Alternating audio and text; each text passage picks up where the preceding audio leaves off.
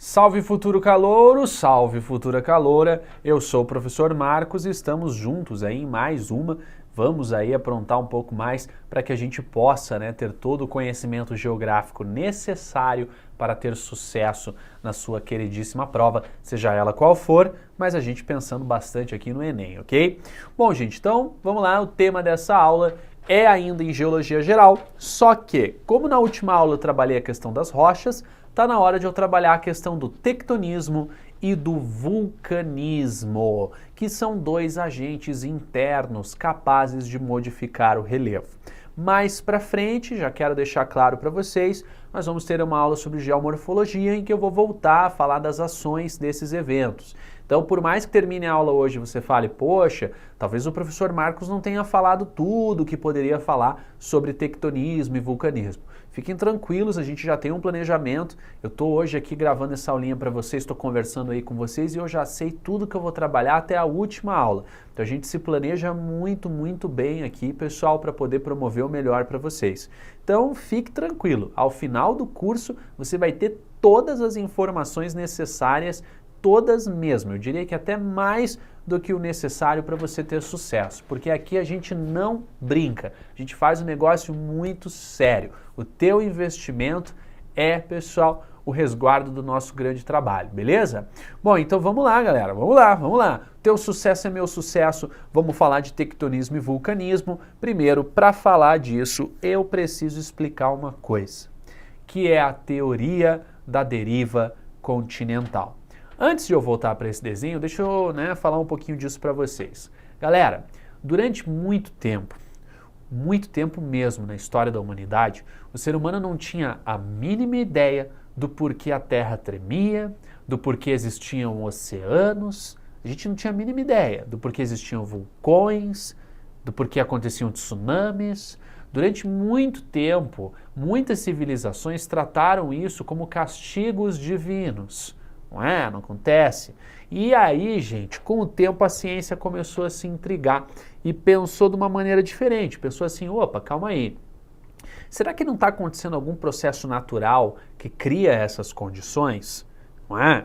E aí, galera, a geologia passou a estudar profundamente essa condição. Um geólogo alemão chamado Alfred Wegener, lá, pessoal, no final do século XIX para o início do século XX, começou a se agoniar com essa questão aí dos continentes.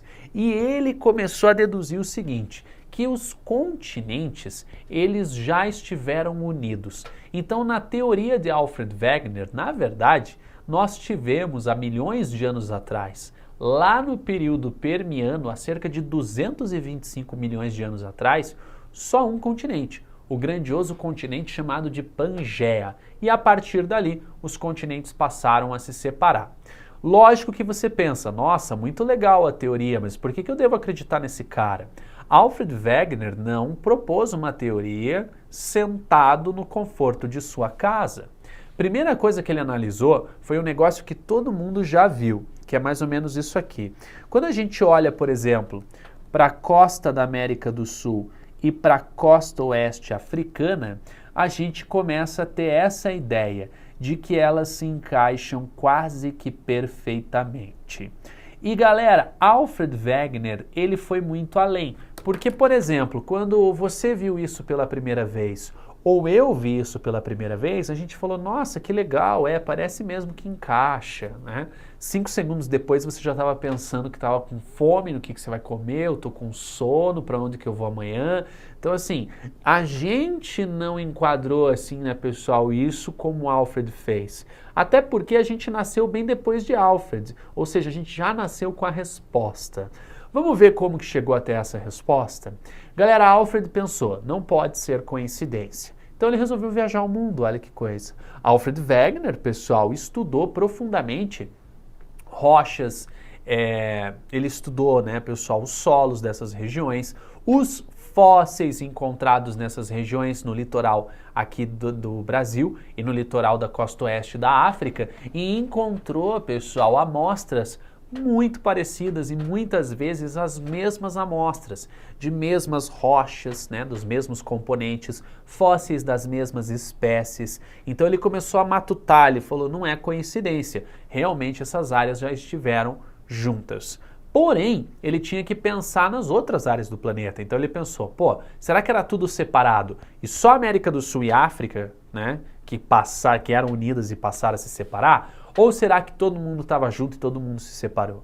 Então ele começou a viajar para outros lugares, buscar amostras de outras regiões e foi constatando tudo muito parecido, até ele chegar nesse esquema que vocês estão vendo aqui, ó, né? Que é o esquema que parte desde o grande continente, que é a Pangeia, até chegar no dia presente, em que nós temos ali, né, pessoal, 6 grandes continentes, entre outras áreas rochosas significativas, tudo bem? Então, galerinha, a deriva continental é uma teoria de um geólogo alemão chamado Alfred Wegener. Vou pôr aqui.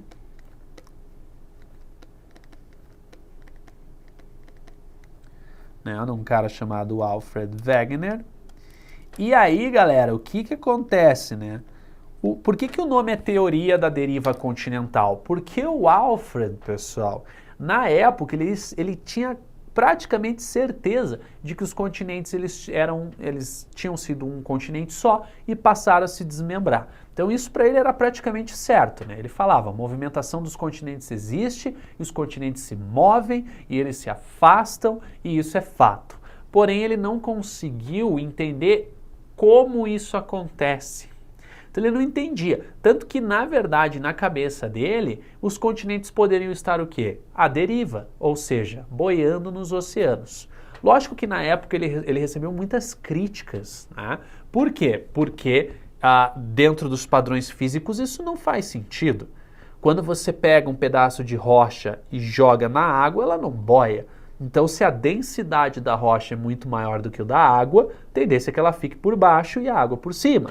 Mas, lógico, né, ele apresentou algo que era apenas uma teoria, porque não existia conhecimento à época para determinar como os continentes se movimentavam e por que se movimentavam. Já nas décadas seguintes, porque ele publica uma obra em 1915, já na década de 30 para 1940, nós temos um avanço nas ideias de Alfred Wegener e aí nós chegamos a algo, pessoal, que chamamos de teoria das placas tectônicas. Então a gente para de pensar nesta ideia de que continentes boiam no oceano, na verdade isso nunca colou, né? A comunidade científica nunca foi muito para esse lado, então na verdade o Alfred Wegener, infelizmente, ele veio a falecer sem ter certeza de como esses continentes se moviam, não é? Mas ele foi o precursor de um grande estudo e deixou um monte de informação legal para quem veio depois. E quem veio depois passou a analisar a Terra de uma outra forma, principalmente após a invenção de um aparelhinho que se chama sonar, ou seja, do desenvolvimento de ondas sonoras que são capazes de atravessar o meio líquido, mas não passam pelos meios sólidos. Então, através de imagens, todas desenvolvidas pelo sonar, a gente começou a mapear o fundo dos oceanos. Olha que doideira. Porque o fundo dos oceanos, olha, durante muito tempo foi um grande mistério para o ser humano. Eu diria que até hoje ele ainda é, né? Apesar da gente já ter um conhecimento muito mais profundo, quase que literalmente, deste tema. E o fundo dos oceanos na época era um mistério. A partir da invenção do sonar, quando o ser humano começou a mapear o fundo dos oceanos, ele teve uma revelação. Ele descobriu que no fundo dos oceanos nós tínhamos rocha, assim como temos aqui na superfície. Então, na verdade, o que acontece? Os continentes, eles são uma parte de algo maior. Esse algo maior a gente chama de placa tectônica.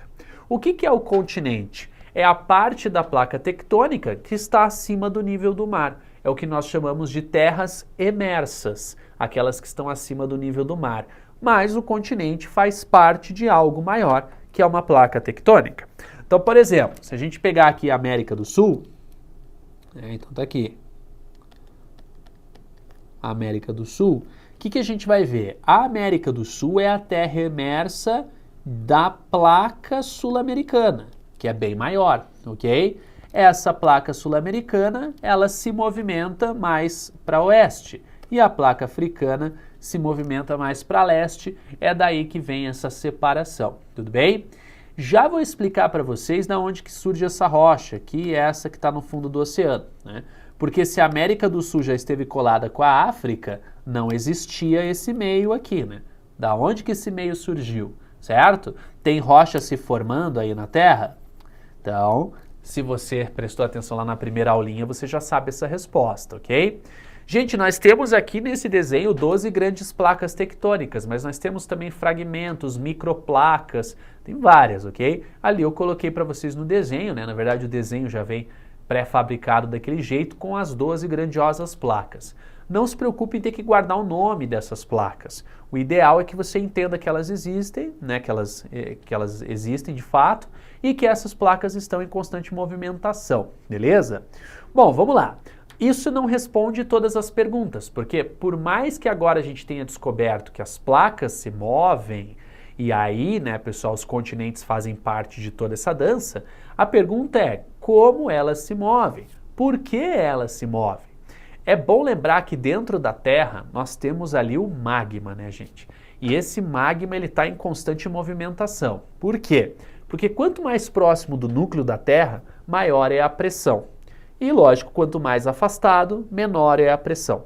A pressão dentro do núcleo da Terra é tão grande que ela começa a criar movimentação do magma dentro da Terra.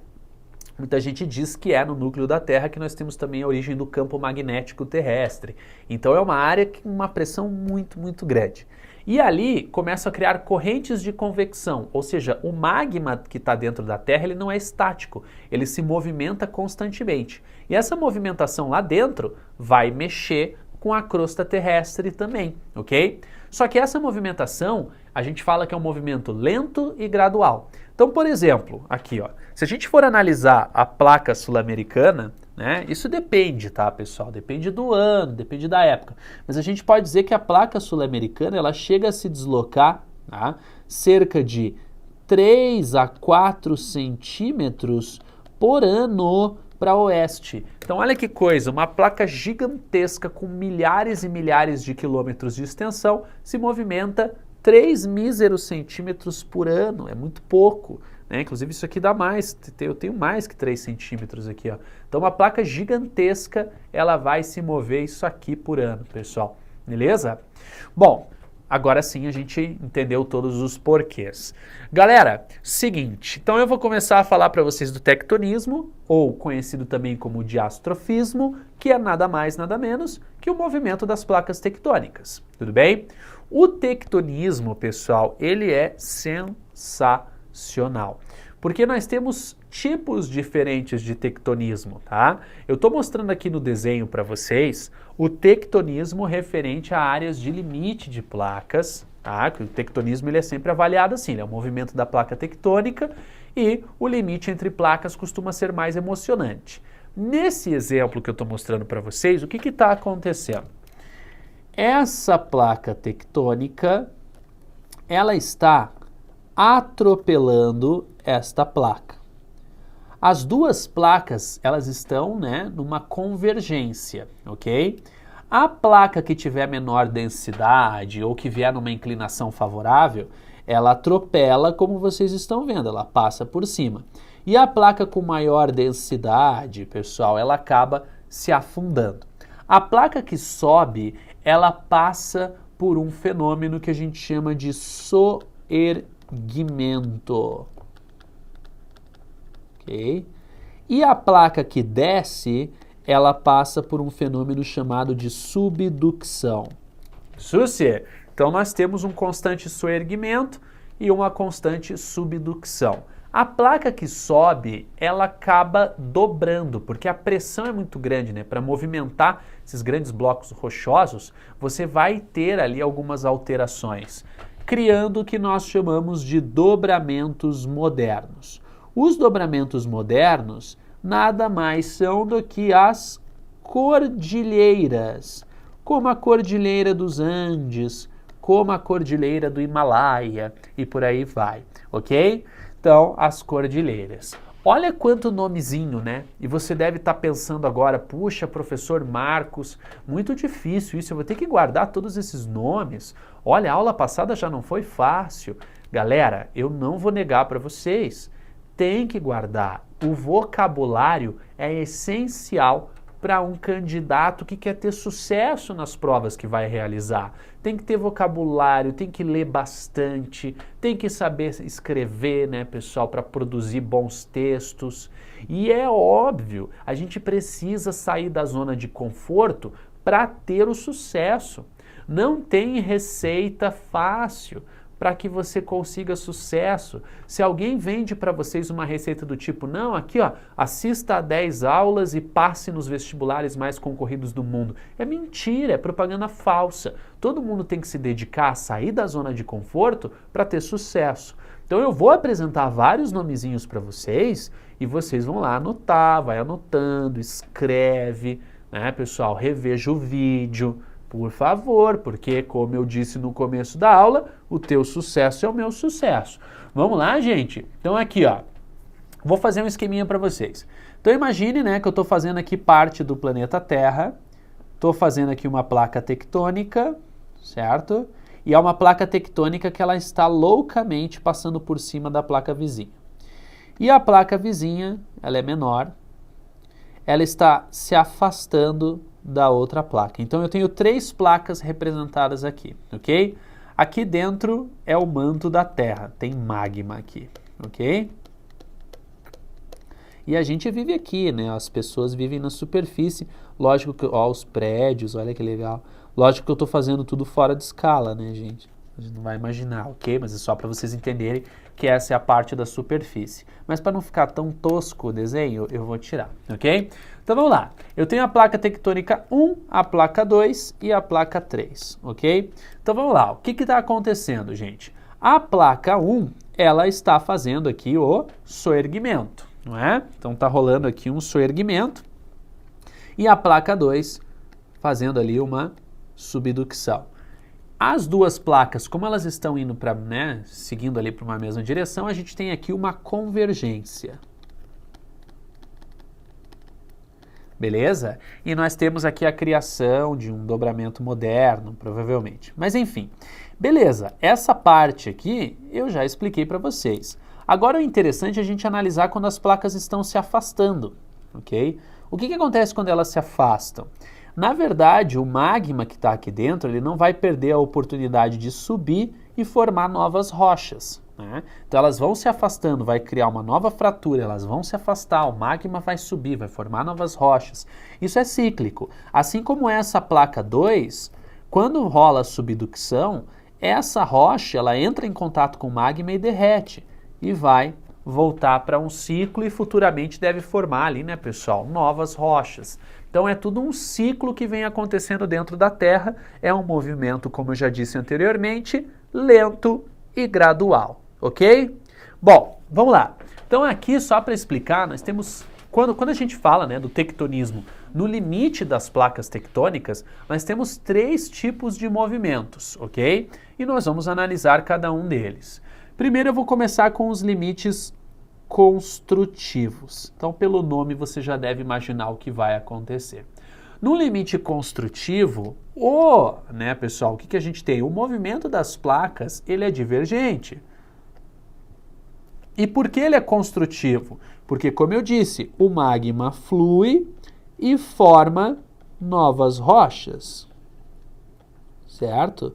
Ele vai fluir, vai formar novas rochas, então ele é construtivo. Vai ser um movimento também, né, pessoal, lento e gradual, né? Isso não é construído do dia para a noite também. Agora, quando eu falo num limite destrutivo, pessoal, eu estou falando de uma convergência. Por quê? Porque como a gente viu, essa placa, né, ela vai realizar ali, né, galera, um soerguimento, porém, esta placa mais à esquerda, ela vai ser destruída, porque o que era rochoso vai, pessoal, voltar a ser magma devido às elevadas temperaturas, ok? Por isso, o nome do limite destrutivo. E nós temos aqui, pessoal, os limites conservativos, ok? Quando que é conservativo? É quando o movimento dessas placas não vai destruir rocha e nem criar rocha. Ou seja, se conserva e vai se conservar no movimento que a gente chama de transformante. Então, nós vamos ter um deslocamento lateral das placas, ok? Então, tem placa vindo para cá, placa vindo para lá. Tem um atrito que se dá aqui entre uma placa e outra, mas perceba que esse atrito não vai criar novas rochas, não vai destruir rochas já existentes. Tudo bem? Então, aí, ó, mais alguns nomes interessantes para que você guarde. Então, pense primeiro no limite, que tipo de limite que você tem das placas. Ele é construtivo? Ele é destrutivo? Ou ele é conservativo? E aí você tem que pensar no tipo de movimento que é presente nesse limite. Tá bom? Beleza? Bom, vamos lá. Aí aqui, gente, falando para vocês de terremotos ou abalos sísmicos, é bom lembrar que terremotos ou abalos sísmicos, eles podem ocorrer em qualquer região da crosta terrestre, de verdade. Qualquer região pode tremer por um abalo, ok? Ou por um terremoto, tanto faz, ok? Então, abalo sísmico e terremoto, gente, é a mesma coisa, não esquenta a cabeça, não. Ah, mas eu li uma vez que é diferente, porque terremoto é assado e o abalo é desse jeito. Não, nós estamos falando dos mesmos termos, são movimentações da crosta que, né, podem ser sentidas em maior ou menor escala, seja diretamente ou indiretamente, ou o que eu quero dizer, você sente a terra tremer, ou quando o tremor é mais fraco, aparelhos como sismógrafos são capazes de medir essa tremulação, e assim vai, beleza? Então esses abalos sísmicos, eles podem ocorrer em qualquer lugar, porém no limite entre placas é mais comum que ocorram abalos sísmicos. Ou não precisa ser exatamente no limite, mas nas áreas próximas, tudo bem? Então é muito mais comum que ocorram abalos em áreas de limite. E aqui, pessoal, pode ser limite construtivo, destrutivo ou conservativo, não interessa. Em todos eles nós podemos ter abalos. Porém, os abalos sísmicos mais fortes, né, por aqui, ó. Então, os abalos sísmicos mais fortes, eles vão ocorrer em limites, né, pessoal, destrutivos, quando você tem a convergência de placas, ou limites conservativos, quando você tem ali esse deslocamento, esse cisalhamento entre placas tectônicas. Isso é costumeiramente acontece assim. Porém, nós também podemos ter abalos em movimentos divergentes em limites construtivos, tá bom? Quando eu ponho para vocês aqui os terremotos ou os abalos sísmicos mais fortes já registrados, pessoal, veja, nós temos áreas aqui que são áreas onde temos ou limites, pessoal, destrutivos ou conservativos. Então, o Chile, ele está próximo a um limite destrutivo, como a gente viu ali. O Alasca próximo a um limite destrutivo. O Alasca aqui mais uma vez. A União Soviética próxima a um limite destrutivo também, nessa região aqui do terremoto. O Equador destrutivo, mais uma vez o Alasca. Destrutivo, Tibete e Índia.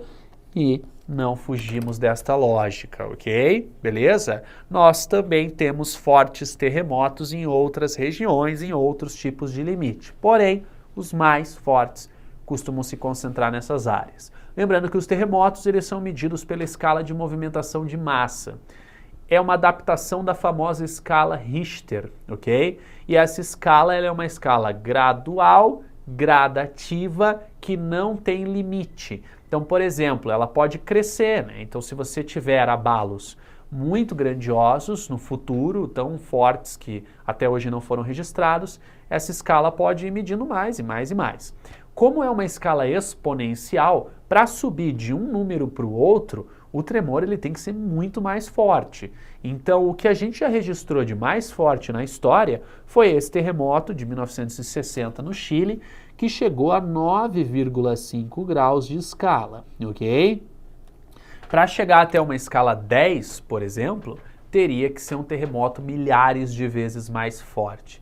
Ou seja, vai ficando muito difícil chegar até uma escala maior, quanto maior for a escala do abalo, beleza? O próprio Enem já cobrou isso em questões, né, de matemática, né? Então, falando, olha, a escala Richter funciona assim, né? Ela é exponencial, para sair de um valor para o outro aumenta muito, né? Beleza? Bom, mas vamos lá, gente. Aqui, então, mostrando para vocês considerações clássicas sobre um terremoto. Todo terremoto tem um foco, ou seja, é a área onde começa a tremer, né? O terremoto ele não se origina na superfície, ele vai se originar dentro da crosta terrestre. E essa energia, ela é dissipada, então a energia se espalha e o epicentro é a região da superfície aonde você consegue sentir mais o tremor. Quanto mais distante você estiver do epicentro, menos você vai sentir o tremor. Simples assim, tudo bem? Bom, aqui algumas imagens, né, pessoal? Fui apagar, risquei mais. Aqui algumas imagens de áreas destruídas por causa de grandes abalos, né? Situação bem complicada. Aqui, pessoal, isso foi no Japão, ao norte ali da região, pessoal, de Fukushima, uma área também, né? Fukushima foi a região ali mais afetada, até na região da usina nuclear, mas a área muito afetada pelo terremoto e lembrando que depois eles tiveram ainda a presença de um tsunami e eu já estou chegando lá. Mostrando aqui, então, o Japão é um país... O Japão é um dobramento moderno em formação. O Japão é um dobramento moderno em formação, então o Japão está ali numa área de soerguimento, né? É uma área recente, é uma região muito jovem em termos geológicos, tem pouco mais de 60 milhões de anos. E, galera, ali é uma área que a gente vê ali, né? Ela está muito próxima de áreas de contato entre placas, por isso que é comum no Japão você ter ali fortes abalos sísmicos registrados. Esse aqui é um limite conservativo, é a famosa falha de San Andreas, tá? Então aqui, ó, vou pôr para vocês, falha de San Andreas, ok? Ou San Andreas, ou falha de Santo André no português.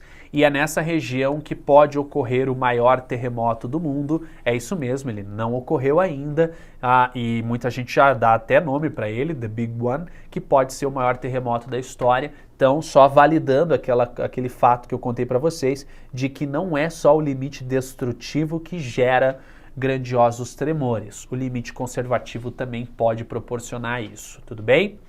E ali só falando rapidinho do vulcanismo, né, gente? O vulcanismo que é, na verdade, essa exposição do magma através de vulcões. Os vulcões, eles podem ocorrer em várias áreas, né? Não tem aí uma regra, porém é muito comum ocorrer também no limite de placas. E aí está o Kilauea, um vulcão superativo lá na ilha do Havaí, uma ilha lá do Pacífico que pertence aos Estados Unidos. Bom, por último, falando aqui de tsunamis para vocês, né, pessoal? Então aqui algumas imagens de um tsunami na região de Natori, esse tsunami fortíssimo que afetou o Japão em 2011. O tsunami, pessoal, ele é sim uma onda gigantesca, mas é uma onda proveniente de fenômenos em comum. Então, por exemplo, um forte terremoto pode gerar um tsunami. Um forte impacto de um meteoro no oceano pode gerar um tsunami. Uma grandiosa erupção vulcânica que, né, o magma cai no oceano, pode gerar um tsunami e por aí vai, beleza? Então o tsunami é uma grande onda devido a um grande impacto de energia que adentra o oceano. A maioria esmagadora dos tsunamis ocorre por causa de terremotos, como foi o caso desse tsunami de 2011. Não é incomum verificar tsunamis que chegam a velocidades incríveis de 800 km por hora, com ondas de 20 metros de altura, se não mais. Bom, aí aqui, gente, só explicando para vocês por etapa como é que funciona, o tsunami ele vai se formar devido à entrada da energia, né? Isso vai criar ondas e essas ondas elas vão se deslocar em todas as direções, até chegar numa região continental. Quando chegar numa região continental, esta área aqui, ó, como a profundidade do oceano vai ser cada vez menor, você vai ter uma quantidade maior de água atravessando aquela área. Essa redução na profundidade é meio que um impacto, ela reduz a velocidade da onda, porém aumenta o tamanho da mesma, causando estragos consideráveis, beleza? Você que quer saber mais sobre tsunami, você pode aí pesquisar, né, gente, em vídeos, você pode pesquisar também em outras fontes, mas eu recomendo que você esteja aí com o teu material, que você possa ler, e se você tiver alguma dúvida, reveja a aula, né, gente, é sempre muito importante. Galera, bons estudos, a gente se vê em breve na nossa próxima aula e até já já!